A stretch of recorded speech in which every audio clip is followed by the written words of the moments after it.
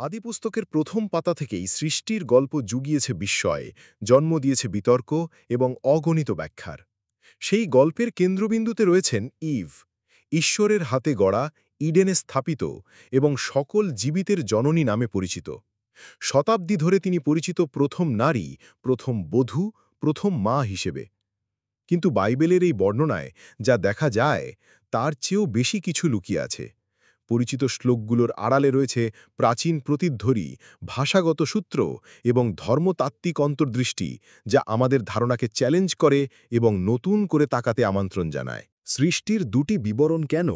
একটিতে পুরুষ ও নারীকে একসঙ্গে সৃষ্টি করার কথা বলা হয়েছে, অন্যটিতে পুরুষের শরীর থেকে নারীকে তৈরি করার কথা বলা হয়েছে। বাইবেল কেন ইভকে সকল জীবিতের জননী হিসেবে উল্লেখ করেছে, অথচ কেইনের স্ত্রীর রহস্যময় নারী সম্পর্কে কিছুই বলে না? আর লিলিথের প্রাচীন ইহুদি ঐতিহ্য সম্পর্কেই বা কি বলা যায়? একজন নারী, যাকে বলা হয় ইভের আগেও সৃষ্টি করা হয়েছিল, যিনি ইডেন এবং ইতিহাস থেকে অদৃশ্য হয়ে গিয়েছিলেন।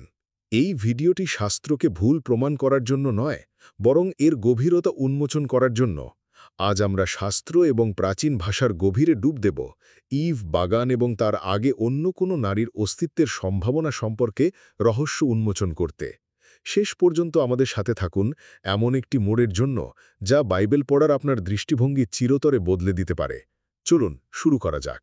আসুন শুরু করি যা আমাদের বেশিরভাগকেই সানডে স্কুল থেকে শেখানো হয়েছে, যে ইভই ছিলেন প্রথম নারী, অ্যাডামের সঙ্গী হওয়ার জন্য ঈশ্বরের হাতে গড়া। এই ধারণাটি মূলত আদিপুস্তকের দ্বিতীয় অধ্যায় থেকে আসে, যা তার সৃষ্টির একটি ব্যক্তিগত এবং বিস্তারিত চিত্র তুলে ধরে। আদিপুস্তক অধ্যায় 2, পদ 21 থেকে 22-এ বলা হয়েছে, তখন সদাপ্রভু ঈশ্বর সেই পুরুষকে গভীর ঘুমে মগ্ন করলেন, আর তিনি যখন ঘুমিয়ে পড়লেন তখন তিনি তার পাঁজরের একটি হাড় নিলেন এবং সেই জায়গাটি মাংস দিয়ে বন্ধ করে দিলেন। আর সদাপ্রভু ঈশ্বর পুরুষের শরীর থেকে যে পাঁজরের হাড়টি নিয়েছিলেন তা দিয়ে একজন নারী তৈরি করলেন এবং তাকে পুরুষের কাছে নিয়ে আসলেন। এই ঘটনাকে প্রায় প্রথম স্বর্গীয় অস্ত্রোপচার হিসাবে উল্লেখ করা হয়, এমন এক মুহূর্ত যেখানে ঈশ্বর এক ঘনিষ্ঠ ও সৃজনশীল কাজে নারীকে পৃথিবীর মাটি থেকে অ্যাডামের মতো করে তৈরি করেননি, বরং অ্যাডামের ভেতর থেকেই তৈরি করেছেন। এটি সংযোগ, একতা এবং গভীর অংশীদারিত্বের ইঙ্গিত দেয়। এরপর মাত্র এক অধ্যায় পরেই তাকে একটি নাম দেওয়া হয়। আদিপুস্তক অধ্যায় 3, পদ 20-তে বলা হয়েছে, অ্যাডাম তার স্থির নাম রাখল ইভ, কারণ সেই হবে সকল জীবিতের জননী। হিব্রিউ নাম ইভ বা চাভা এসেছে মূল শব্দ চাই থেকে, যার অর্থ জীবন বা জীবিত। তিনি শুধু একজন সঙ্গী নন, তিনি মানব বংশের সূচনা। এই নামটি নিজেই গভীরভাবে প্রতীকী। ইভ ভবিষ্যতের সকল প্রজন্মের প্রতিনিধি হয়ে ওঠেন। অনেকেই এটিকে অকাট্য প্রমাণ হিসেবে ধরে নেন যে তিনিই ছিলেন সৃষ্ট প্রথম নারী। সুতরাং প্রচলিত দৃষ্টিভঙ্গি অনুসারে ক্রমটি স্পষ্ট। অ্যাডাম প্রথমে পৃথিবীর ধূলিকণা থেকে গঠিত হন। ঈশ্বর তাকে ইডেনের বাগানে স্থাপন করেন। ঈশ্বর দেখেন যে মানুষের একা থাকা ভালো নয়, এবং তাই নারী সৃষ্টি হয়, ইভ। তাকে কেবল একজন সাহায্যকারী হিসেবেই নয়, বরং অ্যাডামের নিজের শরীর থেকে নেওয়া একজন হিসেবে পরিচিত করানো হয়, যা তার নিজের প্রকৃতিরই একটি প্রতিফলন। আদিপুস্তক অধ্যায় 2, পদ 23-এ অ্যাডামের প্রতিক্রিয়া ফুটে উঠেছে, এই তো আমার হাড়ের হাড় এবং আমার মাংসের মাংস। একে নারী বলা হবে, কারণ একে পুরুষ থেকে নেওয়া হয়েছে। এই কাব্যিক অভিব্যক্তিটি শাস্ত্রে লিপিবদ্ধ প্রথম মানবিক শব্দ। এটি একাত্মতার, অভিন্ন পরিচয়ের, ঐক্যের এক আনন্দদয় স্বীকৃতি। এটি সংযোগের এক শক্তিশালী মুহূর্ত। অনেক বিশ্বাসীর জন্য এটিই চূড়ান্ত কথা। ইভই প্রথম নারী, কোনো বিতর্ক নেই। কিন্তু এখানেই শেষ নয়। বাইবেল এখানেই থেমে থাকে না। আসলে এটি এখান থেকে শুরুও হয় না। আমরা ইভের সাথে পরিচিত হওয়ার আগেই সৃষ্টির আরেকটি বিবরণ রয়েছে, এমন একটি বিবরণ যা কেবল অ্যাডাম এবং ইভকে নয়, বরং সমগ্র মানবজাতিকে, পুরুষ ও নারী উভয়কেই ঈশ্বরের প্রতিমূর্তিতে একসঙ্গে সৃষ্টি করার কথা বলে। তাহলে কি এমন হতে পারে যে আদিপুস্তক অধ্যায় 2-এ ইভের গল্পটি ছবির একটি অংশ মাত্র? চলুন পেছনে ফিরে যাই এবং আদিপুস্তক অধ্যায় 1-কে আরও ভালোভাবে দেখি, যদি আমরা ইভের পরিচয় এবং তিনি সত্যিই প্রথম নারী ছিলেন কিনা তা বুঝতে চাই। আমাদেরকে বিরতি নিতে হবে এবং আদি পুস্তক বইয়ের দুটি সৃষ্টির বিবরণ পরীক্ষা করতে হবে। প্রথম নজরে এটি সহজ মনে হয়, কিন্তু যখন আমরা ঘনিষ্ঠভাবে দেখি তখন একটি আকর্ষণীয় বিষয় উঠে আসে। চলুন আদি পুস্তক অধ্যায় 1 পদ 27 দিয়ে শুরু করি। তখন ঈশ্বর নিজের প্রতিমূর্তিতে মানবজাতিকে সৃষ্টি করলেন। ঈশ্বরের প্রতিমূর্তিতেই তিনি তাদের সৃষ্টি করলেন, পুরুষ ও নারী হিসেবেই তিনি তাদের সৃষ্টি করলেন। এখানে সৃষ্টিকে একটি যুগপৎ কাজ হিসেবে বর্ণনা করা হয়েছে। পুরুষ ও নারী একসঙ্গে সৃষ্টি হয়েছে, উভয়ই ঈশ্বরের প্রতিমূর্তিতে। কোনো ধুলন উল্লেখ নেই, কোনো অস্ত্রোপচার নেই, কোনো পাঁজরের হাড় নেই। এই প্রথম অধ্যায়টি সুশৃঙ্খল, কাঠামোগত এবং কাব্যিক। এটি একটি ছন্দময় ক্রম অনুসরণ করে। সৃষ্টির 6 দিন, যার ষষ্ঠ দিনে মানবজাতির সৃষ্টির মাধ্যমে শেষ হয়। এটি সৃষ্টির একটি সার্বজনীন দৃষ্টিভঙ্গি উপস্থাপন করে, মহৎ, মহাজাগতিক এবং সম্পূর্ণ। কিন্তু তারপর একটি অপ্রত্যাশিত ঘটনা ঘটে। আদি পুস্তক অধ্যায় 2-এ সুরটি নাটকীয়ভাবে বদলে যায়। গাছপালা ও প্রাণীদের আগে মানুষের সৃষ্টি হয়। ঈশ্বর মাটির ধূলিকণা থেকে মানুষকে গঠন করেন। আদিপুস্তক অধ্যায় 2 পদ 7। তিনি তাকে ইডেন নামক একটি বাগানে রাখেন, তারপর সম্ভাব্য সঙ্গী হিসেবে পশুদের সৃষ্টি করেন। যখন কেউই উপযুক্ত হয় না, কেবল তখনই ঈশ্বর পুরুষের পাঁজর থেকে নারীকে সৃষ্টি করেন। এই দ্বিতীয় বিবরণটি কাব্যিক এবং সার্বজনীন নয়, এটি ব্যক্তিগত এবং আখ্যান চালিত। এটি মহাবিশ্বের ওপর মনোযোগ দেয় না, বরং পুরুষ, নারী এবং ঈশ্বরের মধ্যে সম্পর্কের ওপর মনোযোগ দেয়। এই বিবরণগুলোর মধ্যেকার বৈপরীত্য বা উত্তেজনা শতাব্দী ধরে পণ্ডিতদের ধাঁধায় ফেলেছে। এই দুটি কি ভিন্ন গল্প যা একসাথে জুড়ে দেওয়া হয়েছে, নাকি আদিপুস্তক সত্যের দুটি স্তর উপস্থাপন করছে, একটি মহাজাগতিক, অন্যটি ঘনিষ্ঠ?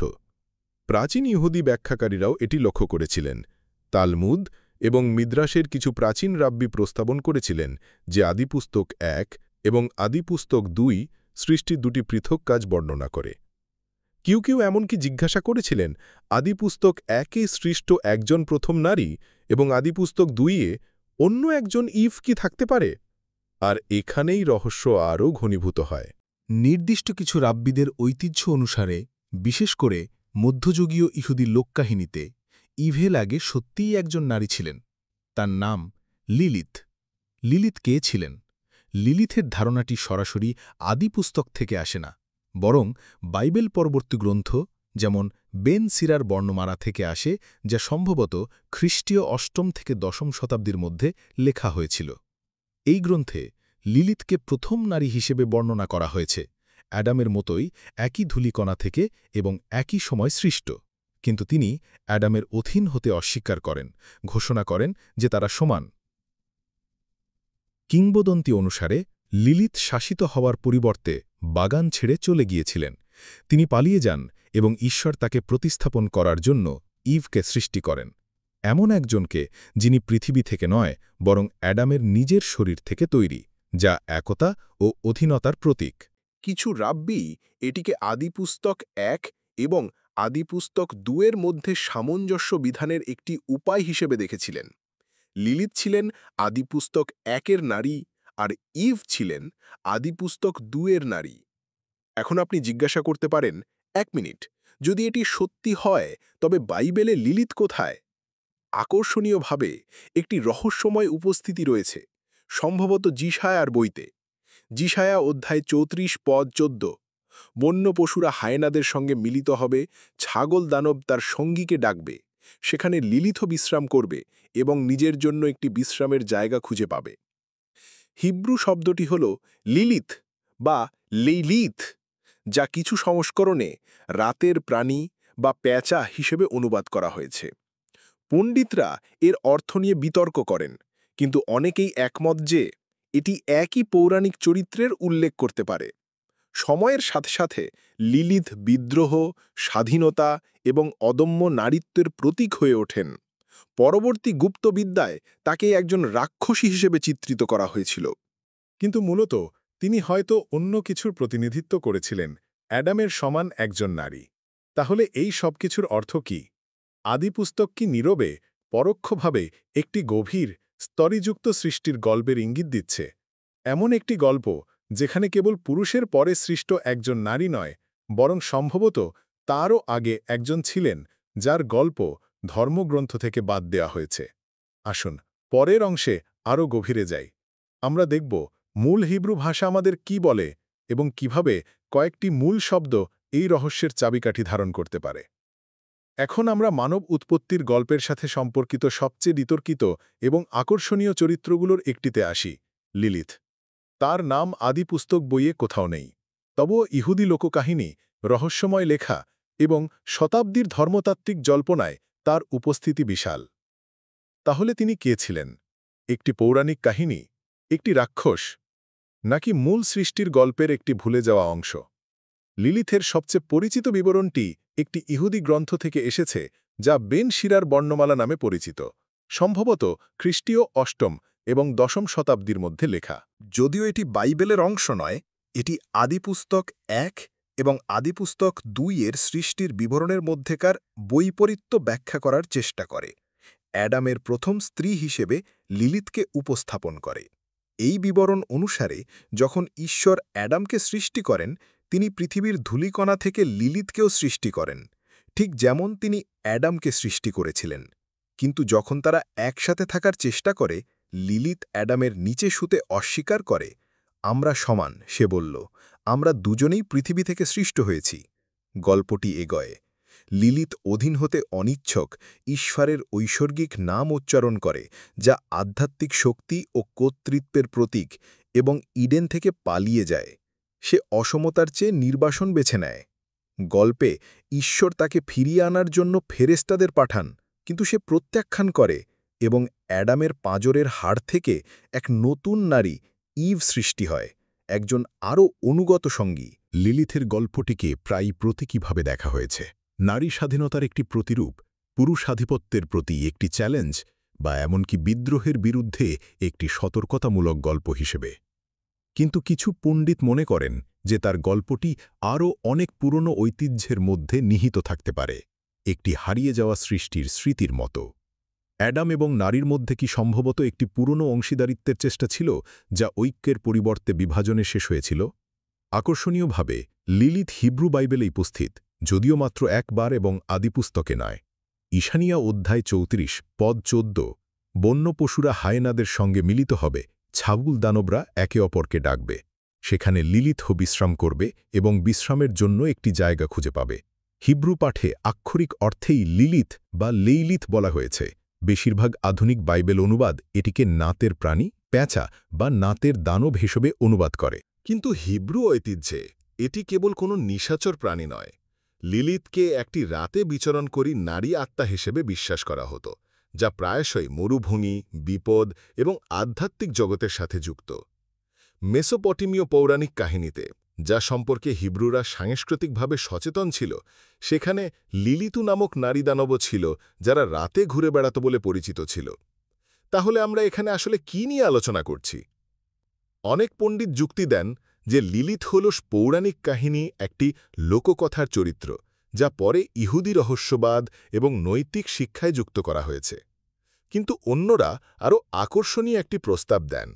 লিলিথ কি আদিপুস্তকের গল্পের একটি পুরনো সংস্করণের অবশিষ্টাংশ হতে পারে, যা একসময় মুখে মুখে বা হারিয়ে যাওয়া লেখাগুলোতে প্রচলিত ছিল?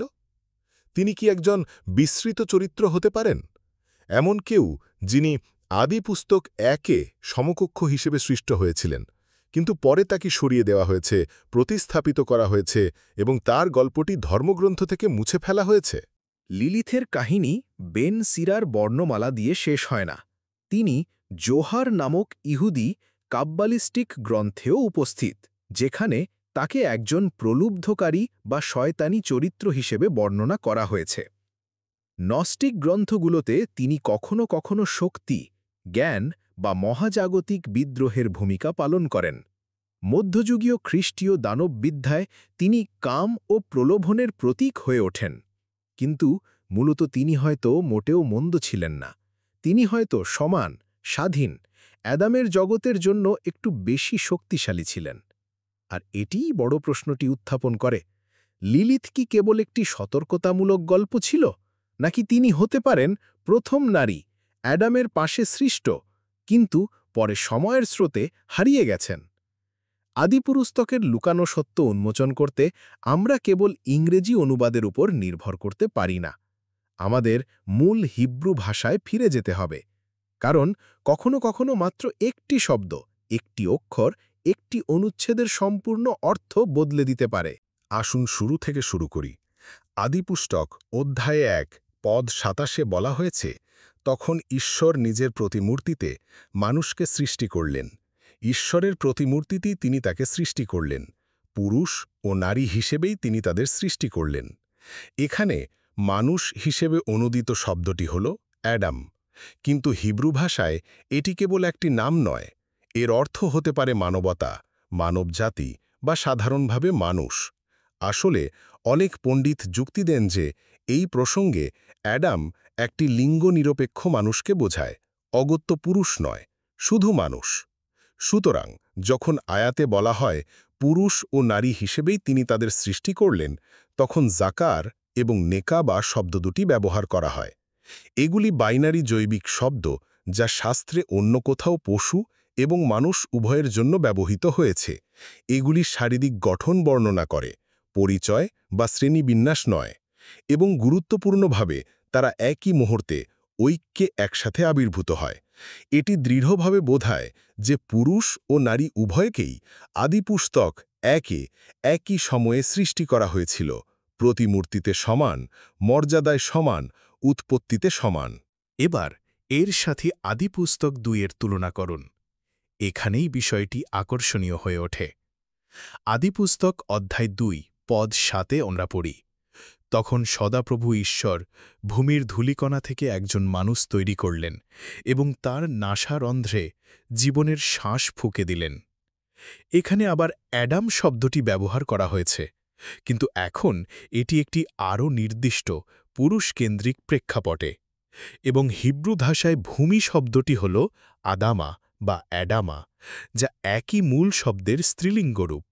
সুতরাং অ্যাডাম বা মানুষ আক্ষরিক অর্থেই আদামা বা পৃথিবী বা মাতৃমাটি থেকে গঠিত, যা শারীরিকতা এবং ধূলিকণা থেকে আসা নশ্বরতা উভয়কেই নির্দেশ করে।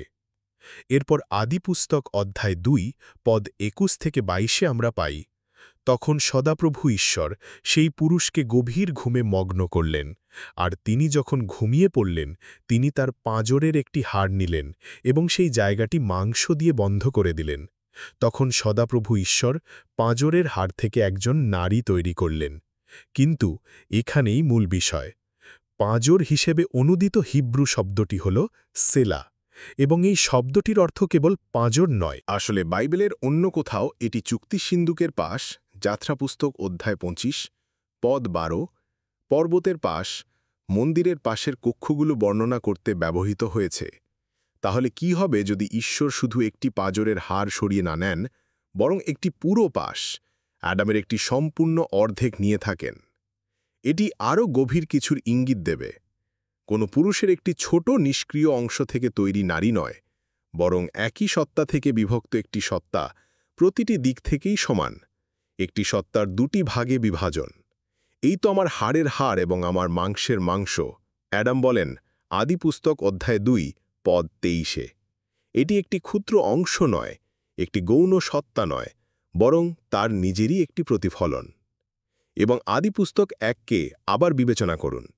যদি আদিপুস্তক 2 আমাদের একটি সত্তার দুটি ভাগে বিভক্ত হওয়ার প্রতীকী বিভাজন দেয়, তাহলে আদিপুস্তক 1 হয়তো তার মূল রূপটি বর্ণনা করছে, একটি সম্পূর্ণ অবিভক্ত মানুষ, যা ঈশ্বরের প্রতিমূর্তিতে পুরুষ ও নারী উভয় হিসেবেই সৃষ্ট হয়েছিল। কিছু ইহুদি রহস্যবাদী এমনকি এর ব্যাখ্যা এভাবে করেছেন যে প্রথম মানুষ অ্যাডাম মূলত একটি উভয়লিঙ্গ সত্তা ছিল, যা পুরুষ এবং নারী উভয় বৈশিষ্ট্য ধারণ করত। পরে সেই সত্তাটিকে বিভক্ত করে দুটি স্বতন্ত্র ব্যক্তি তৈরি করা হয়, এবং এটি আমাদের রহস্যের দিকে ফিরিয়ে নিয়ে আসে। যদি আদিপুস্তক 1 পুরুষ ও নারীর একসঙ্গে সৃষ্টির বর্ণনা দেয়, তাহলে সেই প্রথম নারীকে, তিনি কি ইভ, আদমের পাঁজর থেকে তৈরি, নাকি আরও আগে কেউ ছিলেন, একই ধূলিকণা থেকে একই মুহূর্তে সৃষ্ট, লিলিথ, বা অন্য কোনো নামহীন সত্তা যিনি আদিপুস্তক 1-এ ছিলেন কিন্তু আদিপুস্তক 2-এ প্রতিস্থাপিত হয়েছেন। এই ভাষাগত সূক্ষ্মতা ইংরেজিতে বোঝা কঠিন, কিন্তু হিব্রু ভাষায় শব্দগুলোই একটি প্রাচীন, স্তরীযুক্ত গল্পের দরজা খুলে দেয়। এমন একটি গল্প যা ইঙ্গিত দেয় যে ইভ হয়তো একমাত্র নারী ছিলেন না, বা এমনকি প্রথমও ছিলেন না।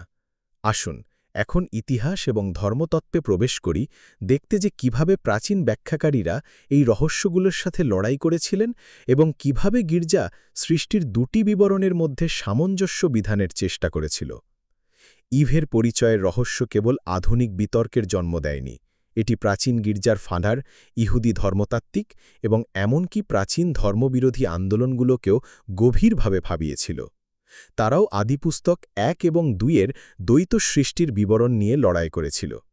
ঈশ্বর কি মানবজাতিকে একবারে সৃষ্টি করেছিলেন, নাকি এই দুটি পৃথক ঘটনা ছিল, একটি আধ্যাত্মিক, অন্যটি শারীরিক?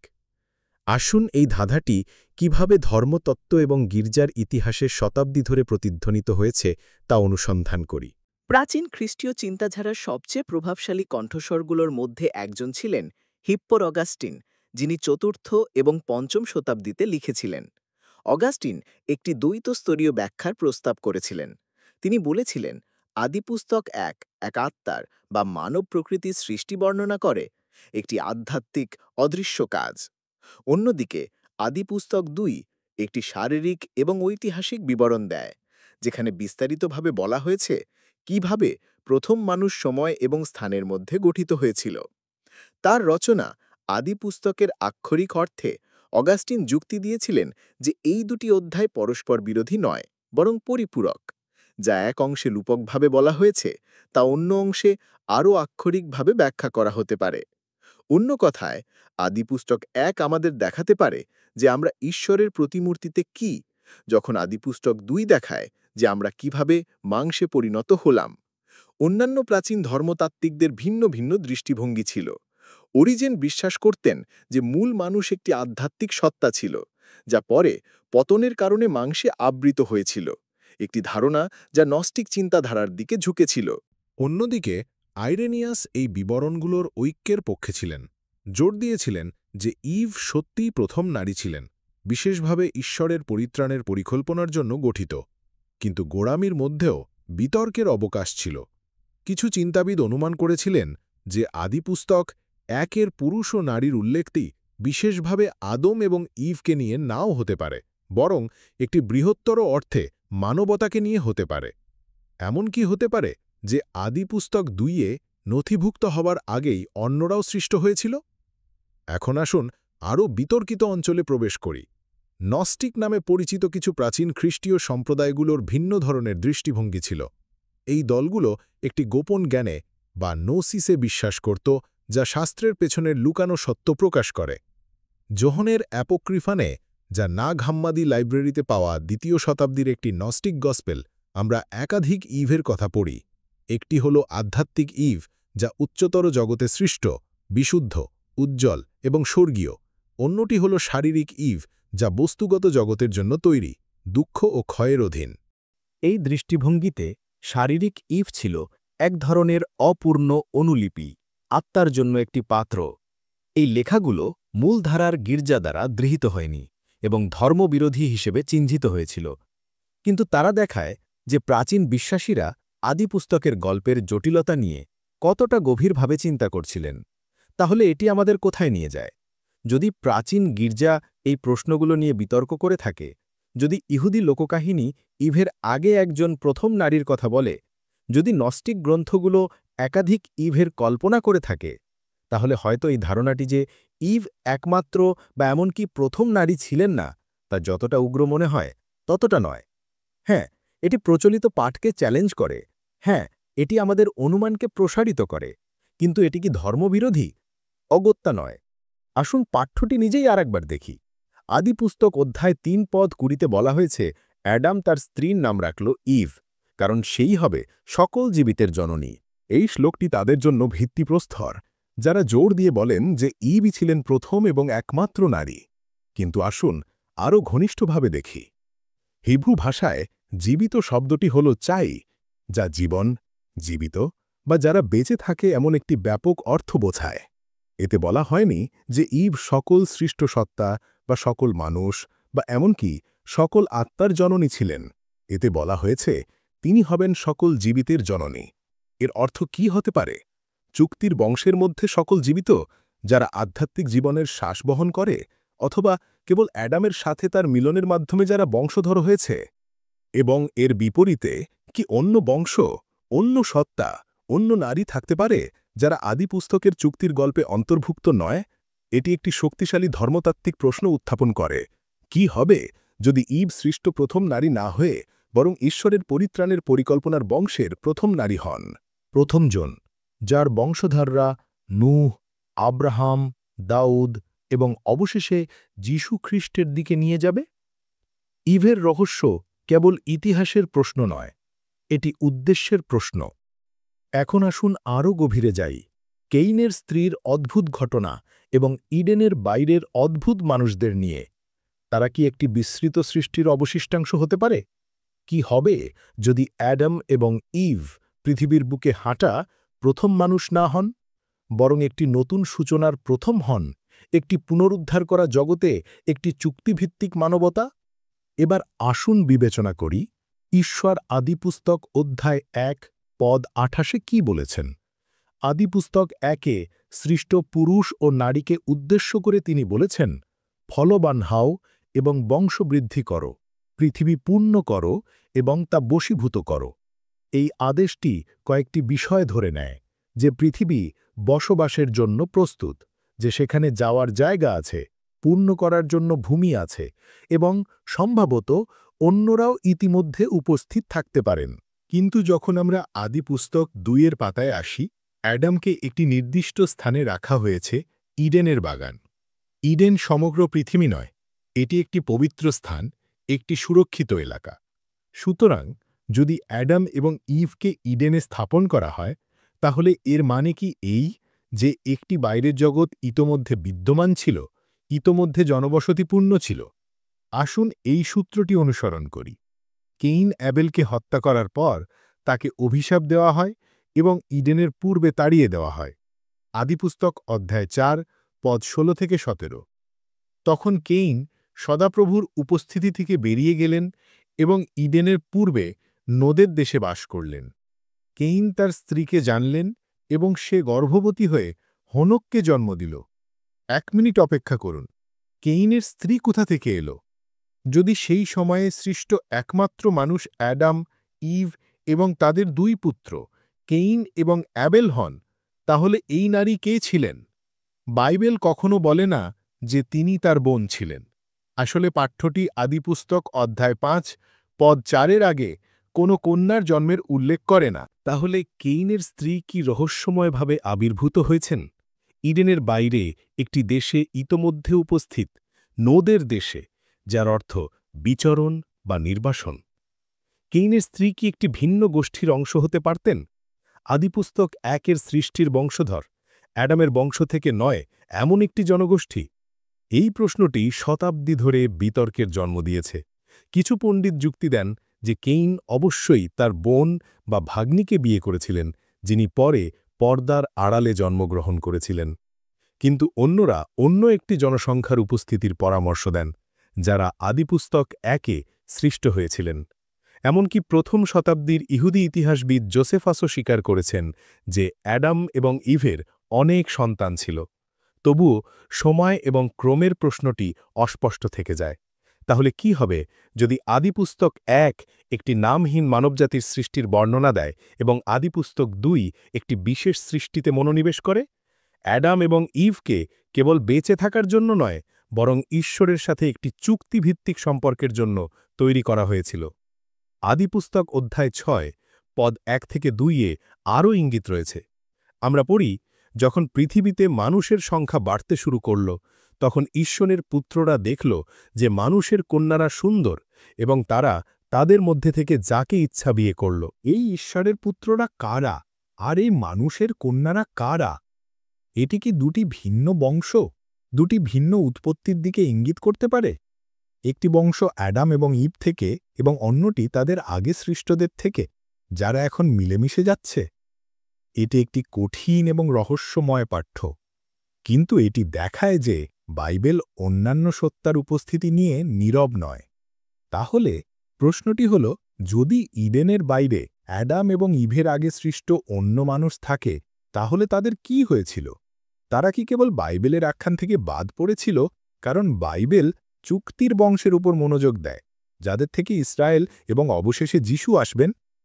ইভ কি সত্যি সর্বকালের প্রথম নারী ছিলেন, নাকি পরিত্রাণের ঐশ্বরিক গল্পের প্রথম নির্বাচিত নারী ছিলেন?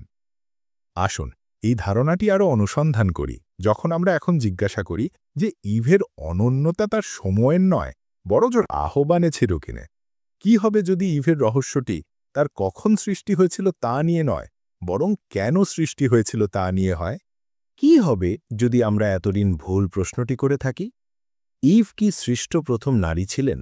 এই বিতর্কের পরিবর্তে হয়তো আরও সঠিক এবং আধ্যাত্মিকভাবে অর্থপূর্ণ প্রশ্ন হল, ইভ কি ঈশ্বরের চুক্তিভিত্তিক পরিকল্পনার প্রথম নারী ছিলেন?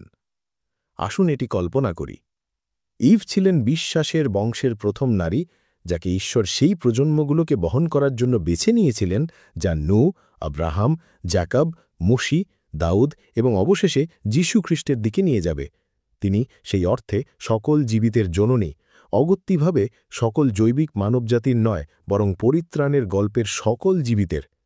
একই সময় তার আগে বা তার পাশে অন্যরাও থাকতে পারতেন, অন্যান্য পুরুষ ও নারী যারা ঈশ্বরের দ্বারা সৃষ্ট, যারা ইডেনের বাইরে বসবাস করত, যারা বংশবৃদ্ধি করেছিল, ঘুরে বেরিয়েছিল, শহর তৈরি করেছিল এবং ইতিহাসের পটভূমিতে বিলীন হয়ে গিয়েছিল। আদিপুস্তক অধ্যায় 1 পদ 28 ঈশ্বর তার সৃষ্ট পুরুষ ও নারীকে বলেন, ফলবান হও এবং বংশবৃদ্ধি করো এবং পৃথিবী পূর্ণ করো এবং তা বশীভূত করো। এবার এটি সাবধানে ভাবুন। ঈশ্বর বলেন না বাগান পূর্ণ করো, তিনি বলেন পৃথিবী পূর্ণ করো। এমন একটি পৃথিবী যা ইতোমধ্যে বিদ্যমান, ইতোমধ্যে গঠিত, মহাসাগর, নদী, উদ্ভিদ এবং প্রাণীতে পূর্ণ। এটি কোনো শূন্যস্থান নয়, এটি মানব বসবাসের জন্য একটি প্রস্তুত মঞ্চ। সুতরাং যদি অ্যাডাম এবং ইভকে কেবল আদিপুস্তক 2 ইডেনে স্থাপন করা হয় এবং যদি ঈশ্বর তাদের পৃথিবী পূর্ণ করার আদেশ দেন, তবে সেখানে আগে থেকেই কে বা কি ছিল? অন্যরা কি ইতোমধ্যে এটি পূর্ণ করতে শুরু করেছিল? ঈশ্বর তার নির্বাচিত জুটিকে তার পবিত্র বাগানে পরিচিত করানোর আগেই কি মানবতা ইতোমধ্যে বিকশিত হচ্ছিল? আসুন আদিপুস্তক অধ্যায় 3 পদ 20 ফিরে আসি। অ্যাডাম তার স্ত্রীর নাম রাখল ইভ, কারণ সেই হবে সকল জীবিতের জননী। আমরা এই শ্লোকটি অগণিতবার শুনেছি, কিন্তু আসুন একটু থামি। সকল জীবিত বলতে কি বোঝায়? পৃথিবীর সকল জৈবিক জীবন, সকল সৃষ্ট মানুষ, নাকি ঈশ্বরের পরিত্রাণের পরিকল্পনার সাথে সংযুক্ত সকল আধ্যাত্মিকভাবে জীবিত? হিব্রু ভাষায় জীবিত শব্দটি হল চাই, যা ইভ বা চাভা এবং লেহেমের জীবন এর মতো নামগুলোতে ব্যবহৃত একই মূল শব্দ। এটি জীবনী শক্তি, ধারাবাহিকতা এবং চুক্তিভিত্তিক উত্তরাধিকার বোঝায়। এটি হয়তো প্রতিটি শ্বাস নেওয়া প্রাণীকে বোঝায় না, বরং প্রতিটি আত্মাকে বোঝায় যা ঐশ্বরিক গল্পে অংশগ্রহণ করে। সুতরাং ইভ জননী হয়ে ওঠেন কারণ তিনি প্রথম বিদ্যমান ছিলেন বলে নয়, বরং কারণ তিনিই মানব ভাগ্যের আধ্যাত্মিক দণ্ড বহনকারী প্রথম ছিলেন। এই প্যাটার্নটি কেবল ইভের জন্য অনন্য নয়, আসলে এটি সমগ্র বাইবেল জুড়ে বনা হয়েছে। ঈশ্বর অনেক জাতির মধ্যে থেকে আব্রাহামকে বেছে নিয়েছিলেন, তিনি এসৌর পরিবর্তে জ্যাকবকে বেছে নিয়েছিলেন। তিনি মিশর, নয় আসিরিয়া, নয় ব্যাবিলন, ইসরায়েলকে বেছে নিয়েছিলেন। তিনি মশীহকে বহন করার জন্য সকল নারীর মধ্যে থেকে মেরিকে বেছে নিয়েছিলেন। ঈশ্বর সর্বদা একটি বংশ বেছে নিয়েছিলেন, কারণ অন্যরা বিদ্যমান ছিল না বলে নয়, বরং কারণ তার একটি নির্দিষ্ট উদ্দেশ্য ছিল। তাহলে কি ইভের ক্ষেত্রেও একই হতে পারে? তিনি জৈবিকভাবে প্রথম নারী ছিলেন না, তিনি ছিলেন প্রথম নারী যাকে বাইবেল অনুসরণ করে, কারণ তার বংশধরেরাই বিশ্বের আধ্যাত্মিক ইতিহাসকে রূপ দেবে। যদি এটি সত্যি হয়, তবে আদিপুস্তকের বিবরণটি সকল মানব উৎপত্তির একটি আক্ষরিক সময়রেখা নয়, বরং ঈশ্বরের উন্মোচিত পরিকল্পনা সম্পর্কে একটি কেন্দ্রীভূত আখ্যান হয়ে ওঠে। এটি প্রতিটি সৃষ্ট ব্যক্তির সম্পূর্ণ গল্প নয়, এটি মসীহের উৎপত্তির গল্প, যে পথ যিশুর দিকে নিয়ে যায়। আর এ কারণেই বাইবেল কেইনের স্ত্রীর নাম বলে না। কেন এটি ইডেনের বাইরের অন্য লোকদের সম্পর্কে বিস্তারিত বলে না?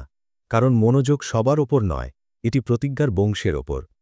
সুতরাং হয়তো ইভ সর্বকালের প্রথম নারী ছিলেন না, কিন্তু তিনি ছিলেন ঈশ্বরের সবচেয়ে বড় গল্পের জন্য গুরুত্বপূর্ণ প্রথম নারী, যে গল্পটি একটি ক্রুশে শেষ হয় এবং একটি খালি কবরে আবার শুরু হয়। তাহলে ইভ কি সত্যিই প্রথম নারী ছিলেন? আমরা যা কিছু অনুসন্ধান করেছি, হিব্রু পাঠ্য, দুটি সৃষ্টির বিবরণ, লিলিথের কিংবদন্তি, কেইনের রহস্যময় স্ত্রী এবং প্রাচীন গির্জার চিন্তাবিদদের ধর্মতাত্ত্বিক লড়াই, এর পরে উত্তরটি হয়তো আমাদের প্রত্যাশার চেয়েও বেশি স্তরযুক্ত। বাইবেল ইঙ্গিত দেয় বলে মনে হয় যে আদিপুস্তক 1-এ একজন নারী এবং পুরুষকে ঈশ্বরের প্রতিমূর্তিতে একই সাথে সৃষ্টি করা হয়েছিল। আদিপুস্তক 2-এ ইভকে অ্যাডামের পাঁজর থেকে তৈরি নারী হিসেবে দেখা হয়, যা কেবল একজন সঙ্গী হিসেবে নয়, বরং একটি চুক্তিভিত্তিক বংশের সূচনা হিসেবে, একটি পবিত্র বংশ যা মসীহের দিকে নিয়ে যাবে। আদিপুস্তক 4-এ কেইন এমন একজন স্ত্রীকে খুঁজে পান যার উৎস সম্পর্কে পাঠ্যটি কিছু বলে না, কিন্তু তার উপস্থিতি ইডেনের বাইরে অন্যদের অস্তিত্বের ইঙ্গিত দেয়। তাহলে এর মানে কি? এর অর্থ হতে পারে যে ইভ সৃষ্ট প্রথম নারী ছিলেন না, বরং তিনি ছিলেন ঈশ্বরের পরিত্রাণের নাটকে কেন্দ্রীয় ভূমিকা পালন করার জন্য নির্বাচিত প্রথম নারী। তিনি ছিলেন সেই গল্পের প্রথম মা, যার সবচেয়ে গুরুত্বপূর্ণ, যে গল্পটি যিশুর দিকে নিয়ে যায়। এমন কি হতে পারে যে আমরা কেবল গল্পের উপরিভাগ পড়ছি? বাইবেল একটি সমতল রেকর্ড নয়, এটি একটি স্তরযুক্ত প্রকাশ, একটি ঐশ্বরিক রহস্য। এবং যেমনটি আমরা আজ রাতে দেখেছি, ঈশ্বর সবসময় আমাদের সবকিছু একবারে বলেন না। তিনি প্রায়শই সত্যকে চোখের সামনে লুকিয়ে রাখেন, ক্ষুধার্ত হৃদয়ের আরও গভীরে যাওয়ার অপেক্ষায় থাকেন। প্রবাদ অধ্যায় 25 পদ 2-এ বলা হয়েছে, কোনো বিষয় গোপন রাখা ঈশ্বরের গৌরব, আর তা খুঁজে বের করা রাজার গৌরব। ঈশ্বর বিভ্রান্ত করার জন্য গোপন করেন না, বরং আমাদের অধ্যয়ন, বিস্ময় এবং সম্পর্কের মধ্যে আমন্ত্রণ জানাতে গোপন করেন। তিনি চান আপনি অনুসন্ধান করুন, প্রশ্ন করুন, তাকে আপনার সমস্ত হৃদয় দিয়ে খুঁজুন, কারণ অনুসন্ধানের মাধ্যমে আপনি তথ্যের চেয়েও বেশি কিছু পাবেন। দেখার জন্য আপনাকে ধন্যবাদ। যদি এই ভিডিওটি আপনার চোখ খুলে দেয়, আপনাকে ভিন্নভাবে ভাবতে বাধ্য করে বা আপনার কৌতূহলকে উস্কে দেয়, তবে নিচে একটি মন্তব্য করুন এবং আপনার ভাবনাগুলো আমাদের জানান। ইভ কি প্রথম নারী ছিলেন, নাকি তিনি ছিলেন পরিত্রাণের দিকে পরিচালিত ঐশ্বরিক বংশের প্রথম? আমরা আপনার মতামত শুনতে আগ্রহী। এবং যদি আপনি লিলিথের গল্প, নেফিলিম বা প্রাক অ্যাডামিক জাতির ধারণার মতো আরও রহস্য অন্বেষণ করতে চান, তবে মন্তব্যগুলিতে আমাদের জানান। আরও বাইবেলের গভীর অন্বেষণ, প্রাচীন অন্তর্দৃষ্টি এবং বিশ্বাসপূর্ণ আবিষ্কারের জন্য সাবস্ক্রাইব করতে ভুলবেন না। আমাদের কাজকে সমর্থন করতে এই ভিডিওটি লাইক করুন এবং যারা আপনার মতো শাস্ত্রকে ভালোবাসেন তাদের সাথে এটি শেয়ার করুন। পরবর্তী সময় পর্যন্ত কৌতূহলী থাকুন, বিশ্বাসী থাকুন এবং চোখের সামনে লুকিয়ে থাকা সত্যের সন্ধান কখনো বন্ধ করবেন না। ঈশ্বর আপনার মঙ্গল করুন।